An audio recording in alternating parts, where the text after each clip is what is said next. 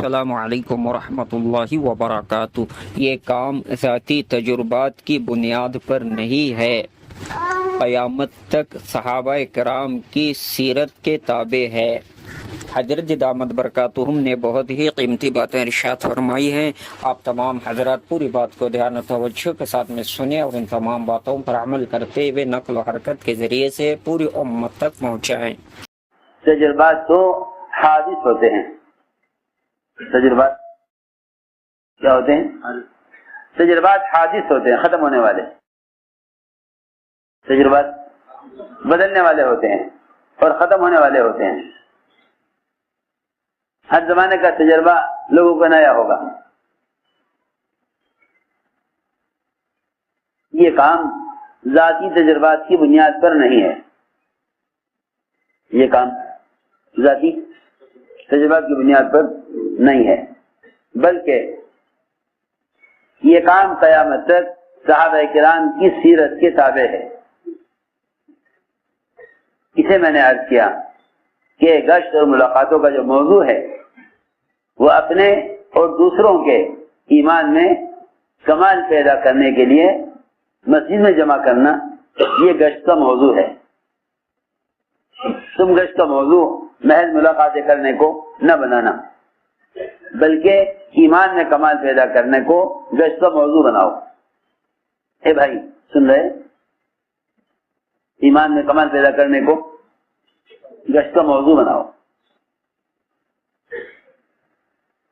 مسجد میں ایمان کے حلقوں میں جوڑنا کے ارادے سے گشت کرو۔ یہ میں پہلی صفت ایمان، اس کے حاصل کرنے کا مسنون طریقہ اور اس کے حاصل کرنے کا اور اسے کمال پیدا کرنے کا صحابہ اکرام کا معمول عرض کر رہا ہوں۔ عبداللہ بن رواحہ ایک سے ملاقات کرتے، ایک سے ملاقات کرتے اور یہ کہتے کہ تھوڑی دیر کے لیے آؤ ہمارے ساتھ، اب میرے پر ایمان لے ہمیں۔ ایک صحابی نے جا کر حضور اکرم صلی اللہ علیہ وسلم سے عرض کیا کہ ہم تو آپ پر ایمان لا چکے ہیں۔ ابن رواحہ کہتا ہے آؤ ایمان لا لیں گے۔ یہ کون سے ایمان کی دعوت دیتا ہے جو ہم ایمان لا چکے ہیں؟ یہ ایک صحابی نے جا کر حضور اکرم صلی اللہ علیہ وسلم نے اشکال کیا کہ یہ کون سے ایمان کی دعوت دے رہا، ہم تو آپ ایمان لا چکے۔ پھر یہ کیوں کہتا ہے کہ آؤ ہمارے ساتھ آؤ حلقے میں اپنے پر ایمان لا لیں گے؟ آپ نے فرمایا کہ اللہ رحم فرمائے میرا رواحہ پر، یہ وہ مجلسیں مسجدوں میں قائم کرنا چاہتا ہے جس کو دیکھ کر اللہ رب العزت فرشتوں کے سامنے فخر فرماتے ہیں۔ معاذ بن جبل سید العلماء وہ گشت کرتے، ایک سے ملاقات کرتے، ایک کا ہاتھ پکڑ کے خوشامد کرتے اور کہتے اجلس بنا من ساعتن، ہمارے ساتھ تھوڑی کے لیے بیٹھو مسجد میں ایمان کے حلقوں میں تاکہ میرے پر ایمان لائیں۔ یہ وہ صحابہ ہیں جن کے دلوں میں ایمان ہنسنے کے وقت پہاڑوں سے بھی زیادہ جمع ہوا ہوتا تھا۔ ہنسنے کے وقت ان کے دلوں میں ایمان پہاڑوں سے زیادہ جمع ہوا ہوتا تھا۔ اسے پوچھا گیا کیا صحابہ ہنستے بھی تھے؟ کہ ہاں ہنستے تھے، مگر ایمان کے دلوں میں پہاڑوں کی طرح جمع ہوا ہوتا تھا۔ تو میں نے عرض کیا کہ یہ سید العلماء معاذ بن جبل یہ کہتے تھے لوگوں سے آؤ ہمارے ساتھ بیٹھو اب میرے پر ایمان لائیں گے۔ عمر بن خطاب رضی اللہ تعالیٰ عنہ وہ لوگوں سے ملاقاتیں کرتے، خوشامد کرتے اور کہتے کہ چلو ہمارے ساتھ اب میرے پر ایمان لائیں گے۔ فرمایا کہ عمر رضی اللہ تعالیٰ عنہ یہ کام میں اس لیے کرتا ہوں تاکہ میرے ایمان میں کمال پیدا ہو۔ خود حکمہ فرماتے ہیں یہ کام اس لیے کرتا ہوں تاکہ میرے ایمان میں کمال پیدا ہو۔ یہ باتیں میں نے عرض کی ہیں، یہ سمجھانے کے لیے عرض کی ہیں۔ ایک ذہن یہ چل رہا ہے مستقل کہ بھائی مسجد کے ماحول میں لانا ضروری نہیں ہے، بلکہ بیچارے بعض لوگ تو ایسی اختلاف اور ایسی مخالفت پر آ گئے کہ انہوں نے انکار ہی کر دیا اس سے کہ مسجد کے ماحول میں مت لاؤ، جبکہ ہمیں صحابہ کا عمل اور کوشش اور محنت اس کی مل رہی کہ وہ ملاقاتیں کر کے لوگوں کو مسجد کے ماحول میں آنے کے لیے تیار کرتے تھے، کیونکہ ایمان کے میں کمال پیدا ہونے کا تو راستہ یہی ہے، ایمان میں کمال پیدا ہونے کا تو راستہ یہی ہے۔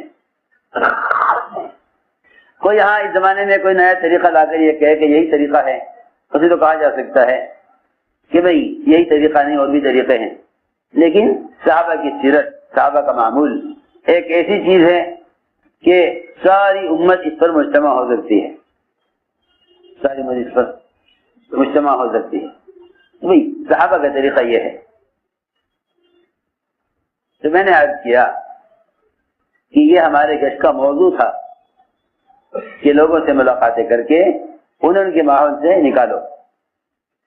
انفرادی دعوت دینا اجتماعی ماحول میں لانے کے لیے تھا، انفرادی دعوت دینا اجتماعی ماحول میں لانے کے لیے تھا، انفرادی دعوت دینا اجتماعی ماحول میں لانے کے لیے تھا، یہاں تک کہ جنگل کے بھیڑیے بھی وہ انسانوں کو دعوت دے کر یہ کہتے تھے کہ جاؤ مسجد کے ماحول میں جاؤ، وہاں انبیاء علیہ السلام کے واقعات سنائے جا رہے ہیں۔ ایک چرواہا مدینے سے دور ایک جنگل میں بکریاں چرا رہا تھا، اچانک بھیڑیا نکلا، اس نے بکری پر حملہ کیا، چرواہے نے کوشش کر کے بکری کو بھیڑیے سے چھڑا لیا۔ بھیڑیے نے کہا انسانی زبان میں چرواہے سے، اللہ نے مجھے رزق دیا تھا، آپ نے چھین لیا، اللہ نے مجھے رزق دیا تھا، آپ نے چھین لیا۔ چرواہا کہنے لگا ارے تعجب اور حیرت کی بات، بھیڑیا انسان زبان میں بات کر رہا۔ بھیڑیے نے کہا یہ کوئی تعجب کی بات نہیں ہے کہ اللہ مجھ سے آپ کی زبان بلوا رہے ہیں، تعجب تو مجھے اس پر ہے کہ حضور اکرم صلی اللہ علیہ وسلم تو مسجد نبوی میں صحابہ کو انبیاء کے قصے سنا رہے اور تو یہاں جنگل میں پھر رہا۔ روایت میں ہے یہیں سے چرواہے نے بھیڑیے کے کہنے پر ساری بکریوں کو ہکایا مدینے کی طرف اور سیدھے گیا آپ کی خدمت میں اور جا کر سارا واقعہ عرض کیا، بھیڑیے کا قصہ آپ کو سنایا۔ آپ نے سارے صحابہ کو جمع کیا مسجد نبوی میں اور چرواہے سے کہا کہ وہ قصہ بھیڑیے کا سارے صحابہ کو سناؤ۔ اس لیے میں نے عرض کیا ایک جانور بھی یوں کہہ رہا انسان سے، بلکہ ایسا امت کو مسجد سے جوڑا گیا تھا کہ بتوں کے اندر سے بھی آواز آیا کرتی تھی کہ اب تو دنیا میں جو نظام چلے گا مسجد والوں کا چلے گا، بتوں کا نظام تو ختم ہو چکا، ابھی نظام چلے گا دنیا میں وہ مسجد والوں کا چلے گا۔ مسجد والے یہ زمانہ اور یہ زندگی مسجد والوں کی ہے، بتوں کا زمانہ ختم ہو گیا۔ میں نے غور کیا کہ بتوں سے مسجد کے آباد کرنے والوں کی آبادی کی بات، بتوں کی اندر جس کی آواز سے نکلنے کا اصل مقصد یہ تھا کہ اگر ہم بتوں کا یقین دلوں سے نکالنا چاہتے ہو تو پھر مسجدوں میں ایمان کے حلقوں میں جڑنا اصل ہے۔ تو میری بات بہت توجہ سننی پڑے گی۔ یہ کہا بتوں نے ہمارا زمانہ ختم ہو گیا، اب زمانہ کن کا ہے؟ مسجد والوں کا۔ کیوں؟ اس لیے کہ ہم جیسی شکلوں کا دلوں سے یقین نکلنے کے لیے مسجد میں ایمان کے حلقوں میں جڑنا ضروری ہے، کیونکہ لوگ بیچارے اپنا اپنا تجربہ، اپنا اپنا علم، اپنے اپنے خیالات رکھتے ہیں، اس لیے وہ اس بات پر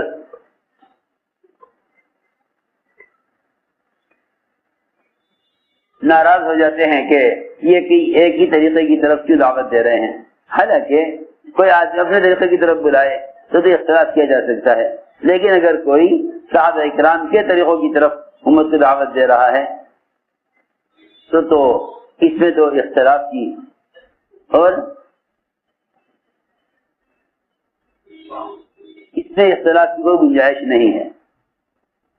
تو میں نے عرض کیا کہ انفرادی دعوت، انفرادی ملاقاتیں اجتماعی ماحول میں لانے کے لیے ہوا کرتی تھی. اس لیے ہوتی تھی اجتماعی ماحول میں لانے کے لیے. یہاں تک فرمایا اگر کوئی مشرک تم سے پناہ چاہے تو اس کو پناہ دو تاکہ تمہارے ماحول میں آ کر قرآن سنے. کسی طرح عمل کے ماحول میں لاؤ، یہ نہیں کہ جو جہاں میرے اس کو دعوت دے کر چھوڑ دو، بلکہ کوشش کرو کہ وہ عمل کے ماحول میں آئے. مسیح کی طرف چل کر آنا جہاد میں سے ہے، مسیح کی طرف چل کر آنا جہاد میں سے ہے،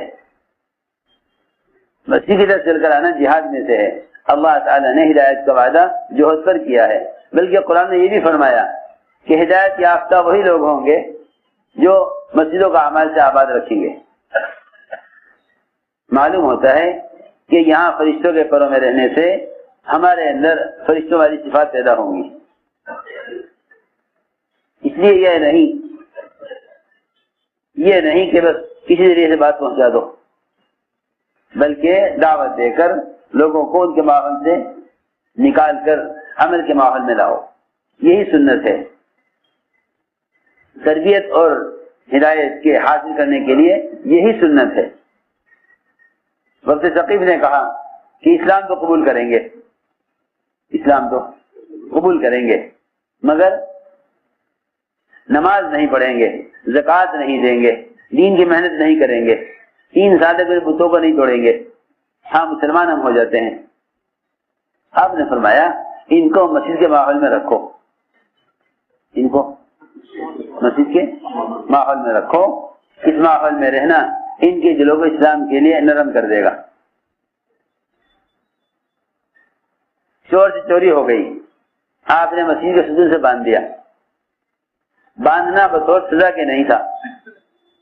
اس زمانے میں چوروں کو باندھا جاتا ہے بطور سزا کے، اس زمانے میں مسجد میں باندھا گیا بطور تربیت کے. اس زمانے میں چوروں کو باندھا جاتا ہے جیلوں میں بطور سزا کے. سزا سے آدمی گناہ میں پختہ ہو جاتا ہے، اور عمل کے ماحول میں آنے سے گناہ سے آدمی توبہ کر لیتا ہے. میری بات یاد رکھنا، سزا سے توبہ نہیں ہوتی، بلکہ سزا سے اس گناہ میں پختگی پیدا ہوتی ہے. حضور اکرم صلی اللہ علیہ وسلم جس سے بھی کوئی غلطی ہو جاتی وہ اپنے آپ کو توبہ کے لیے مسجد کے ماحول میں لے آتا. چور کو مسجد سے باندھ دیا. حباب ابو لبابہ نے ایک غلطی کر دی کہ حضور اکرم صلی اللہ علیہ وسلم کا راز ایک زبان کے ایک انگلی کے اشارے سے، زبان سے بھی نہیں، انگلی کے اشارے سے آپ کا راز کھول دیا کہ آپ صلی اللہ علیہ وسلم بنو قریظہ کو قتل کریں گے. پوچھا انہوں نے بھائی کیا معاملہ ہمارے ساتھ ہوگا کہ قتل ہوگا؟ صرف انگلی سے اشارہ کر دیا. اس سے ایک آپ کا راز کفار پر کھول دیا. بہت ضروری بات یاد کر رہا، یہ بھی یاد رکھو کہ ہم کام کے ساتھ خیانت نہ کریں. کام کے ساتھ خیانت نہ کریں. کام کے ساتھ خیانت نہ کریں. جو بات راز ہے اسے راز میں رکھا جائے. جب مسلمانوں کے تعلقات غیروں سے مسلمان کے مقابلے میں زیادہ بڑھ جائیں گے تو پھر یہ مصلحتاً مسلمانوں کے رازوں کو دوسروں پر کھول دیں گے. ان کو خیال ہوا کہ یہ پوچھ رہے ہیں کہ بھائی ہمارے ساتھ کیا معاملہ ہوگا، تو انہوں نے زبان سے تو کچھ کہا نہیں، ہاتھ سے قتل کا اشارہ کر دیا. اس اشارہ کرنے پر انہیں اتنی ندامت ہوئی کہ میں نے کیوں آپ کا راز کھولا. چنانچہ انہوں نے اپنے آپ کو توبہ کے لیے مسیح کے ستون سے باندھ دیا. آج تک استوانہ ابو لبابہ، استوانہ ابو لبابہ، ان کی اہلیہ آتی تھی، ان کو ستون سے کھول دیا کرتی تھی اور یہ نماز پڑھ لیا کرتے تھے. نماز کے بعد پھر ستون سے باندھ دیا جاتا تھا. اللہ رب العزت ہم سب کو ان تمام باتوں پر عمل کرنے کی توفیق عطا فرمائے.